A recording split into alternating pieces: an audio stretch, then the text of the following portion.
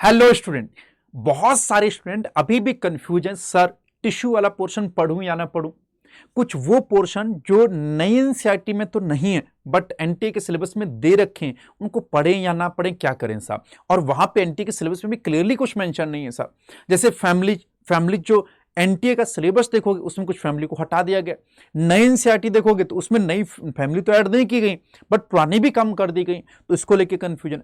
तो मैं यही कहूंगा बच्चे, जहां पे पूरा चैप्टर हटा दिया गया वो पूरा चैप्टर मत पढ़ो, लेकिन जहां पे टॉपिक हटाए गए तो उसको मत हटाओ, उसे तुम पढ़ लो इस साल के लिए। क्योंकि एनसीईआरटी ने ना बकायदा एक पीडीएफ रिलीज करके दिया था। उसने कहा था अगर तुम्हें सिलेबस देखना हो तो यहां वेबसाइट पे जाके देख सकते हो, ये सिलेबस आएगा साहब। फिर उससे पूछा गया था कि आपने सिलेबस को चेंज कर दिया गया, तो उसने बोला हाँ। बोला इसलिए किया गया कि कुछ स्टेट्स बोर्ड्स में सिलेबस में चेंजेस हुए थे और इस वजह से हमें भी चेंजेस करने पड़े। ये बात यहां पे लिख रहा है, ठीक है नहीं। देखो कह रहा कि वाई द सिलेबस चेंज, क्यों सिलेबस चेंज किया गया। उसने कहा कि स्टेट बोर्ड्स ने चेंज किया इसलिए हमने एनसीईआरटी में भी कुछ चेंजेस किए गए। फिर उससे पूछा गया कि ये जो आपने गलत लाइन लिख दी थी ऑफ एन इंसेक्ट फ्रॉग, उसका सेंस क्या है। तो उसने कहा कि देखो इंसेक्ट भी है और फ्रॉग भी, यानी तुमको कॉकरोच भी पढ़ना है और फ्रॉग भी पढ़ना है मुन्ना।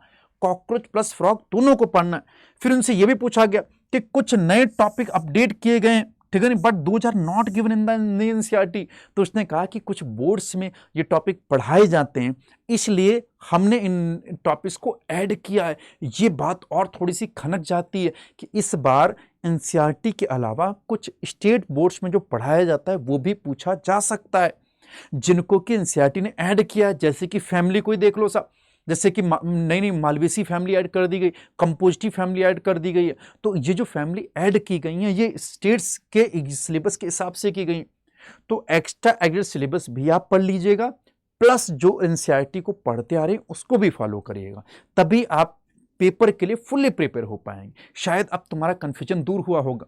अब जो लोग इस साल 11th में आए हैं वो पूछते हैं कौन सी एनसीईआरटी लें सर, पुरानी या नहीं। बेटा नई एनसीईआरटी लो, अब पुरानी एनसीईआरटी लेने की जरूरत नहीं है।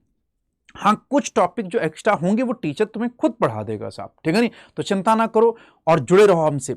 और एक बात और याद रखना, अगर नए एनसीईआरटी के हिसाब से क्वेश्चन करने हो तो अपनी ब्रह्मास्त्र सीरीज चल रही है यूट्यूब के ऊपर, और एकदम लेटेस्ट और आने वाले क्वेश्चन, एक्सपेक्टेड क्वेश्चन उस पर कराए जा रहे हैं। तो उसको तुम देखो तो आपका सिलेबस अपने आप तैयार होता चला जाएगा, ठीक है नहीं। चलिए मिलते हैं, खुश रहिए।